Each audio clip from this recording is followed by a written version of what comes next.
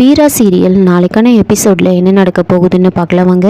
அதுக்கு முன்னாடி என்னுடைய சேனலை நீங்கள் சப்ஸ்கிரைப் பண்ணலைன்னா மறக்காமல் சப்ஸ்கிரைப் பண்ணிக்கோங்க. பக்கத்தில் இருக்கிற பெல் பட்டனையும் ப்ரெஸ் பண்ணிக்கோங்க. மாறன், ராகவன், கார்த்திக்னு 3 பேரும் குடிச்சிட்ருப்பாங்க.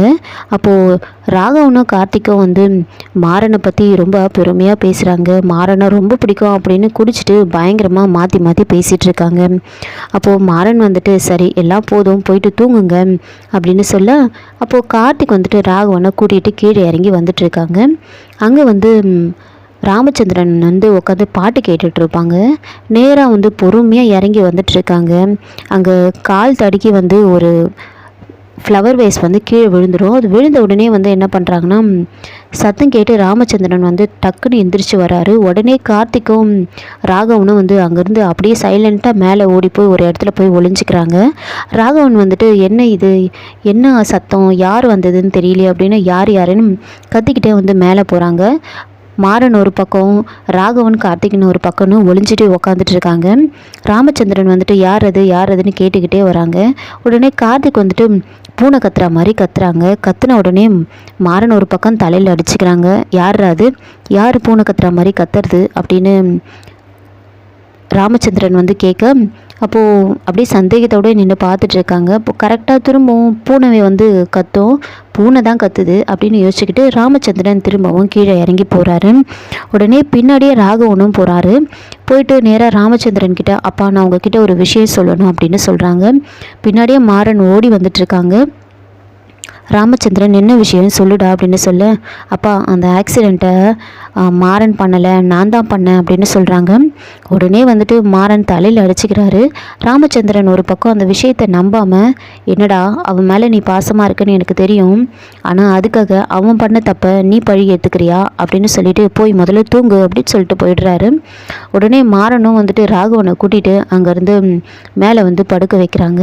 இன்னொரு பக்கம் வீரா அவங்க அம்மா கிட்ட நடந்த விஷயத்தெல்லாம் சொல்லிட்டு இருக்காங்க.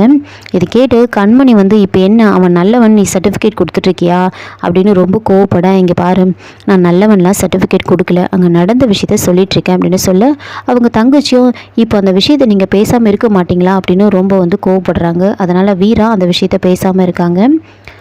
அதுக்கப்புறமா பாண்டியனுக்காக லைஃப் இன்சூரன்ஸ் வந்திருக்கோம். அதை கொடுக்கறதுக்காக ஆஃபீஸ்லேருந்து வந்திருப்பாங்க. அந்த பணத்தை எல்லாருக்கிட்டையும் கொடுத்துட்டு போகிறாங்க. அதை வாங்கின உடனே வீரா என்ன சொல்கிறாங்கன்னா, இந்த பணத்தை நாம் அத்தைக்கிட்ட கொடுத்துடலாம் அப்படின்னு சொல்கிறாங்க. அப்போது கண்மணி இந்த பணத்தை நாம் கொண்டு போய் கொடுத்தா அத்தை வாங்குவாங்களா அப்படின்னு கேட்க, வாங்க தான் மாட்டாங்க, இருந்தாலும் நாம் கம்பல் பண்ணி கொடுத்துட்டு வரணும், நாம் பார்த்துப்போம் இந்த ஃபேமிலியை, ஆனால் அத்தைக்கு வேறு யார் இருக்காங்க, அதனால் இந்த பணம் அவங்களுக்கு தான் போய் சேரணும் அப்படின்னு சொல்லி கண்மணியும் வீராவும் நேராக ராஜேஷோட அம்மா கிட்ட போகிறாங்க. அங்கே போன உடனே அவங்க பயங்கரமாக கோவப்படுறாங்க. எதுக்காக வந்தீங்க அப்படின்லாம் கேட்குறாங்க. இங்கே பாருங்கள் எங்களோட சூழ்நிலையை புரிஞ்சுக்கோங்க அப்படின்னு அவங்களுக்கு ஆறுதல் சொல்லிவிட்டு, இந்த பணத்தை கொடுத்துட்டு போகலான்னு தான் வந்தேன், இது ராஜேஷ் கல்யாணத்துக்காக எங்கள் அண்ணன் கிட்ட கொடுத்த பணம், அதை திருப்பி கொடுத்துட்டு போகலான்னு தான் வந்தேன்னு சொல்லி அங்கே டேபிள் மேலே வச்சுட்டு வெளியில் வந்துடுறாங்க.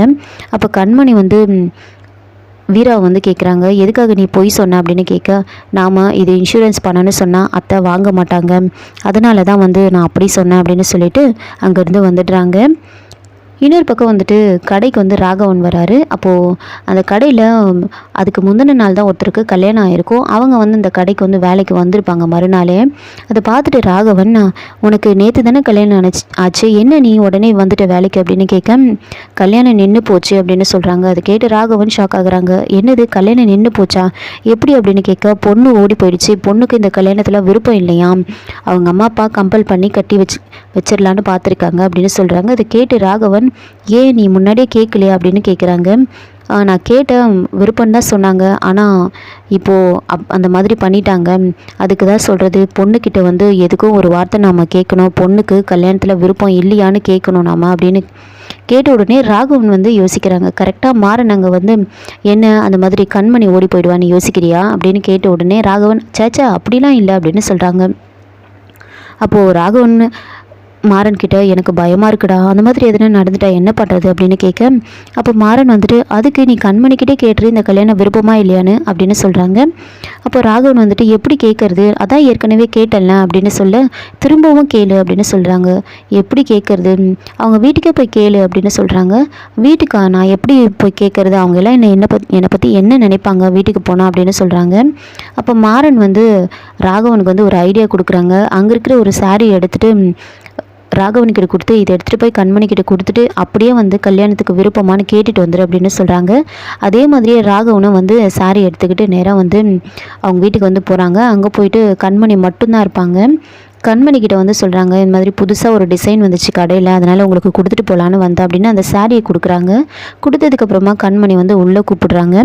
உள்ளே வந்ததுக்கப்புறமா கண்மணி சரி இருங்க நான் காஃபி போட்டு எடுத்துகிட்டு வரேன் அப்படின்னு கண்மணி வந்து காஃபி போட்டுட்ருக்காங்க. அப்போது ராகவன் வந்துட்டு ராஜேஷோட ஃபோட்டோ அங்கே இருக்கிறத வந்து பார்க்குறாங்க. கண்மணி காஃபி போட்டு எடுத்துகிட்டு வந்து கொடுத்ததுக்கப்புறமா ராகவன் வந்து கண்மணிக்கிட்ட கேட்குறாங்க, உங்களுக்கு இந்த கல்யாணத்தில் விருப்பமா அப்படின்னு கேட்குறாங்க. ஏற்கனவே கோவிலில் கேட்டேன், அப்போ நீங்கள் சரின்னு சொல்லிட்டீங்க, இருந்தாலும் எனக்குள்ளே ஒரு சந்தேகம், உங்களுக்கு இந்த கல்யாணத்தில் விருப்பமா இல்லையா அப்படின்னு கேட்குறாங்க. அப்போ கண்மணி வந்துட்டு எனக்கு விருப்பம்தான் அப்படின்னு சொல்கிறாங்க. ஆனால் நீங்கள் இவ்வளோ சந்தேகமாக கேட்டுட்ருக்கீங்க, உங்களுக்கு என்ன கல்யாணம் பண்ணிக்கிறதுல விருப்பம் இல்லையா அப்படின்னு கேட்குறாங்க.